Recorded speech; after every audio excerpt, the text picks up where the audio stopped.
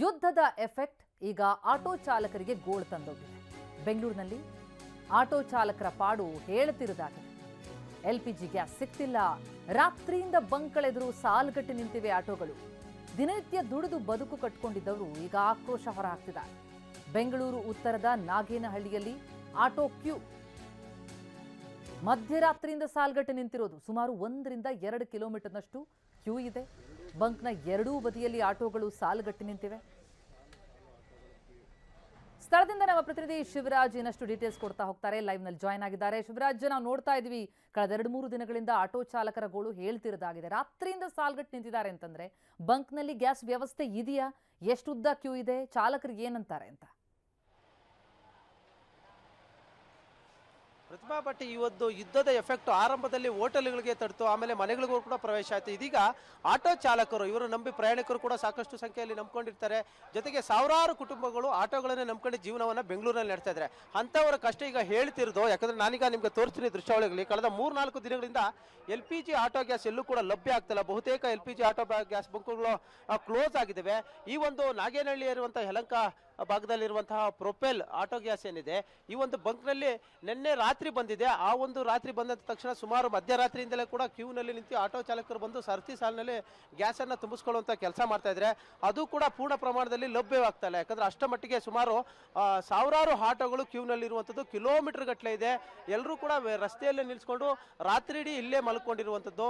ಯಾಕಂದ್ರೆ ತಿಂಡಿ ಸಹ ಮಾಡದೆ ನಾವು ಕಾಯ್ತಾ ಇದ್ದೀವಿ ಅಂತ ಕೂಡ ಹೇಳ್ತಾ ಇದ್ದಾರೆ. ಅಷ್ಟ ಮಟ್ಟಿಗೆ ಒಂದು ಪರಿಪಾಟನ ಪಾಡ್ತಾ ಇದ್ದಾರೆ. ಪ್ರಮುಖವಾಗಿ ಬೆಂಗಳೂರಲ್ಲಿ ಬಹುತೇಕ ಆಟೋ ಚಾಲಕರು ಸಾವಿರಾರು ಕುಟುಂಬಗಳಿವೆ, ಇದನ್ನೇ ನಂಬ್ಕೊಂಡು ಜೀವನ ನಡೆಸ್ತಾ ಇದ್ರು. ಅವ್ರಿಗೆ ಈಗ ತುಂಬಾ ಕಷ್ಟ ಆಗ್ತಾ ಇದೆ. ಅಣ್ಣ, ಎಷ್ಟೊತ್ತಿಂದ ನೀವು ನಿಂತಿದ್ರಿ ಈ ಕ್ಯೂನಲ್ಲಿ? ಅಣ್ಣ, ನೈಟು 11 ಗಂಟೆಯಿಂದ ನಿಂತಿದ್ದೀವಿ. ರಾತ್ರಿ 11 ಗಂಟೆಯಿಂದ. ಎಷ್ಟು ಕಷ್ಟ ಆಗ್ತಾ ಇದೆ LPG ಗ್ಯಾಸ್ ಸಿಗದೆ ಇರೋದ್ರಿಂದ? ತುಂಬ ಕಷ್ಟ ಆಗ್ತಿದೆ ಸರ್. ತುಂಬ ನಮಗೆ ತೊಂದರೆ ಆಗ್ತೈತೆ ಆಟೋ ಅವ್ರಿಗೆ. ಗ್ಯಾಸ್ ಸಿಕ್ಕೋದು ಕಷ್ಟ ಆಗ್ಬಿಟ್ಟಿದೆ. ಒಂದು ಬೆಂಕಿಯಲ್ಲಿದೆ, ಒಂದು ಬೆಂಕಿಯಲ್ಲಿ ಇಲ್ಲ. ಅದು ಲೋಡ್ ಬರೋಕ್ಕೆ ಒಂದು ವಾರ ಒಂದ್ಸಲಿ ಬರ್ತೈತೆ. ತುಂಬ ಕಷ್ಟ ಆಗ್ತೈತೆ ಸರ್ ನಮ್ಮ ಮನೆ ಜೀವನ ಮಾಡೋಕ್ಕೆ. ಆಟೋ LPG ಗ್ಯಾಸ್ ಮ್ಯಾನೇಜರ್ ಒಬ್ರು ಇದ್ದಾರೆ ಸರ್. ನೋಡ್ತಾ ಇದ್ದೀವಿ ನಾವು, ರಾತ್ರಿ ಇಡೀ ಕೂಡ ನಿಂತ್ಕೊಂಡು ಅವರು ಪಾಪ ಆಟೋದಲ್ಲಿ ತಿಂಡಿ ಸಹ ಮಾಡದೆ ಬಂದು ತುಂಬಿಸ್ಕೊಳ್ತಾ ಇದ್ದಾರೆ. ನೀವು ಕೂಡ ಬಂಕ್ನ ಮ್ಯಾನೇಜರು, ಯಾಕೆ ಸಪ್ಲೈ ಆಗ್ತಾ ಇಲ್ಲ ಅಂತ? ಸರ್, ಸಪ್ಲೈ ಬಗ್ಗೆ ನಮಗೆ ಗೊತ್ತಿಲ್ಲ. ನಮಗೆ ಓನರಿಗೆ ಗೊತ್ತು.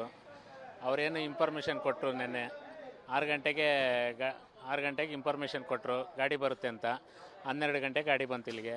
ನಾವು ಬೆಳಗ್ಗೆ ಅನ್ಲೋಡ್ ಮಾಡಿಬಿಟ್ಟು ಬೆಳಗ್ಗೆ 5:15 ಸ್ಟಾರ್ಟ್ ಮಾಡೋಣ ಅಂತ ಸುಮ್ಮನೆ ಇದ್ವಿ. ಗಾಡಿ ತುಂಬ ಕ್ರೌಡ್ ಇರೋದ್ರಿಂದ ಬೆಳಗ್ಗೆ ಆದರೆ ಮತ್ತೆ ಇಲ್ಲೆಲ್ಲ ಪಬ್ಲಿಕ್ಕಿಗೆ ತೊಂದರೆ ಆಗುತ್ತೆ ವೆಹಿಕಲ್ ಓಡಾಡೋಕ್ಕೆ. ಇವಾಗ ಆದಷ್ಟು ಕ್ಲಿಯರ್ ಮಾಡೋಣ ಅಂತ ಹೇಳ್ಬಿಟ್ಟು ನೈಟು 12:30ಗೆ ಸ್ಟಾರ್ಟ್ ಮಾಡಿದ್ವಿ. 12:30ಗೆ ಸ್ಟಾರ್ಟ್ ಮಾಡಿಬಿಟ್ಟು ಮತ್ತೆ ಮಾರ್ನಿಂಗ್ ಒಂದು 5 ಗಂಟೆಗೆ 1 ಅವರು ಮತ್ತೆ ಅನ್ಲೋಡಿಂಗ್ ಮಾಡೋದಿತ್ತು. ಹುಡುಗರಿಗೆ ರೆಸ್ಟ್ ಕೊಟ್ಬಿಟ್ಟು ಮತ್ತೆ ಸ್ಟಾರ್ಟ್ ಮಾಡಿದ್ದೀವಿ. ಇಲ್ಲಿವರೆಗೂ ಇನ್ನೂ ಓಡ್ತಾ ಇದೆ. ಒಂದು 8 ಗಂಟೆ 10 ಗಂಟೆವರೆಗೂ ಇರ್ತದೆ ಇನ್ನು ಸ್ಟಾಕು. ಮತ್ತೆ ಇವತ್ತು ರಾತ್ರಿ 8 ಗಂಟೆ 10 ಗಂಟೆವರೆಗೂ ಇರುತ್ತೆ ಸ್ಟಾಕು. ಆದಮೇಲೆ ಗೊತ್ತಿಲ್ಲ ಮತ್ತೆ ಬರುತ್ತೆ ಇಲ್ಲ. ಯಾವಾಗ ಬರುತ್ತೆ ಅಂತ ಗೊತ್ತಿಲ್ಲ ಸರ್. ಅವರು ನಮ್ಗೆ ಹೇಳಿದ ಮೇಲೆ ಗೊತ್ತಾಗ್ತದೆ, ಅಲ್ಲಿವರೆಗೂ ಗೊತ್ತಾಗಲ್ಲ.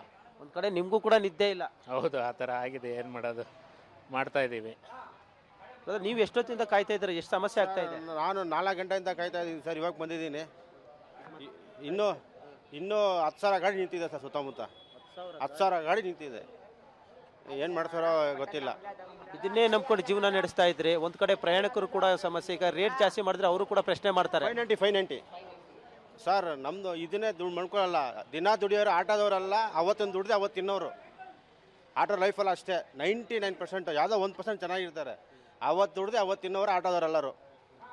ತಿಂಗಳು ಕೊನೆ ಬಂದರೆ ಚೀಟಿ ಕಟ್ಟಬೇಕು, ಮಕ್ಕಳ ಫೀಸ್ ಅಂತೆ, ಕುಟುಂಬ ನಿರ್ವಹಣೆ ಎಲ್ಲ ತುಂಬ ಕಷ್ಟ ಸರ್. ಚೀಟಿ ಒಂದು ಕಡೆ ಬಿಡಿ, ಬಡ್ಡಿನೇ ವಾರಕ್ಕೆ 3 ಸಾವಿರ ಕಟ್ತಾ ಇದ್ದೀನಿ. ಬರೀ ಬಡ್ಡಿ.